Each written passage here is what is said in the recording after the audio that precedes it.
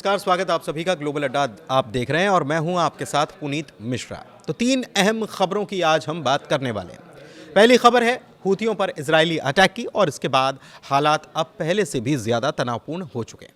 और दूसरी तरफ गजा से एक इजरायली बंधक का शव बरामद किया गया है, तो वहीं हमास के प्रवक्ता को मार गिराने का दावा इजराइल करने लगा है। तीसरी लेकिन अहम खबर तुर्की से भी आई है, जिसने गजा पर हमला करने वाले इजराइल के खिलाफ कड़े कदम उठाने शुरू भी कर दिए हैं। तो सबसे पहले बात इजरायली अटैक की कर लेते हैं। तो हूथियों पर गुरुवार को जो इजरायली मिसाइलों की बारिश हुई, उसमें हूथियों को बड़ा नुकसान उठाना पड़ा। अब इस हमले के बाद से हूथी गुट बेहद नाराज है।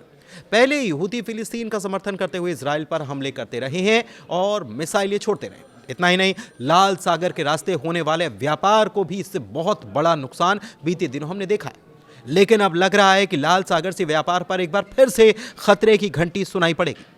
दरअसल अपने नेता की मौत के बाद हूथी गुट का साफ कहना है कि बदला लिया जाएगा और जरूर लिया जाएगा। हूथी गुट ये कसम खाना ये बता रहा है कि जल्द ही हूथियों की तरफ से इजराइल पर एक बड़ा हमला अंजाम दिया जा सकता है, क्योंकि लाखों हूथी समर्थकों को इससे अब तक का सबसे बड़ा झटका लगा है। वहीं हूथी नेता मेहदी अल मशात ने टीवी पर आकर रोते हुए कहा है कि हम शहीदों के परिवारों से वादा करते हैं कि यह जख्म हमारी जीत बनेगी। इधर इजराइल के रक्षा मंत्री इजराइल काट्स की तरफ से कहा गया कि हमने पहले ही चेतावनी दी कि हमसे दुश्मनी का अंजाम बुरा होगा और इस बार इजराइल ने हूथियों को अब तक का सबसे बड़ा जख्म दिया है। आपको बताएं कि हूथी विद्रोही बीते 2 साल से फिलिस्तीन के समर्थन में लाल सागर में जहाज़ों को टारगेट कर रहे हैं, निशाना बना रहे हैं और कई बार इजराइल पर मिसाइलें दाग चुके हैं। हालांकि ज्यादातर हमलों को इजराइल ने नाकाम किया है, लेकिन इस बार खेल बदलता हुआ नजर आ रहा है। तो क्या आपको यह लगता है कि हूथी विद्रोही इजराइल पर बड़े पैमाने पर जवाबी हमला करेंगे, या फिर इजराइल के इस हमले का जवाब हूथी गुट लाल सागर से होने वाले व्यापार को रोक कर देंगे? हमें कमेंट के जरिए आप जरूर बता सकते हैं। आपको अपडेट कुछ और भी दे देते हैं, गजा का दे देते हैं, जहां पर इजराइल का ऑपरेशन गजा सिटी जारी है। और इस बीच इजराइल को एक बड़ा झटका लगा, क्योंकि इजराइल के 28 वर्षीय बंधक ईदान स्टीवी का शव आखिरकार गजा से एक अभियान के दौरान बरामद हुआ। स्टीवी को 7 अक्टूबर 2023 को नोवा म्यूजिक फेस्टिवल से अगवा किया गया था और उनकी मौत की पुष्टि करीब 1 साल के बाद हुई, लेकिन उनके पिता को ये एतबार था कि उनका बेटा जिंदा है। आईडीएफ और शिन बेट की एक खास कार्रवाई हुई, उसमें स्टीवी का शव इलान 20 के अवशेषों के साथ बरामद हुआ, जिन्हें हमास ने हमले के दौरान मारकर गाजा ले जाया था। शवों की पहचान राष्ट्रीय फॉरेंसिक संस्थान में पूरी कर ली गई। हालांकि इजराइल ने एक और दावा किया है कि वो हमास के प्रवक्ता की मौत का दावा है। इजरायली हवाई हमलों में कथित तौर पर हमास का प्रवक्ता अबू ओबैदा मारा गया। हालांकि दावे की आधिकारिक पुष्टि नहीं की गई है, लेकिन अगर यह सच है तो हमास के लिए यह बड़ा झटका कहा जा सकता है। अबू ओबैदा लंबे वक्त से हमास की पहचान और आवाज बना हुआ था। कहा यह भी जाता है कि गजा में जब भी इजराइल के खिलाफ कोई बड़ा हमला होता या फिर हमास की रणनीति से जुड़ा कोई अहम संदेश जारी करना होता, तो अबू ओबैदा ही सामने आता था।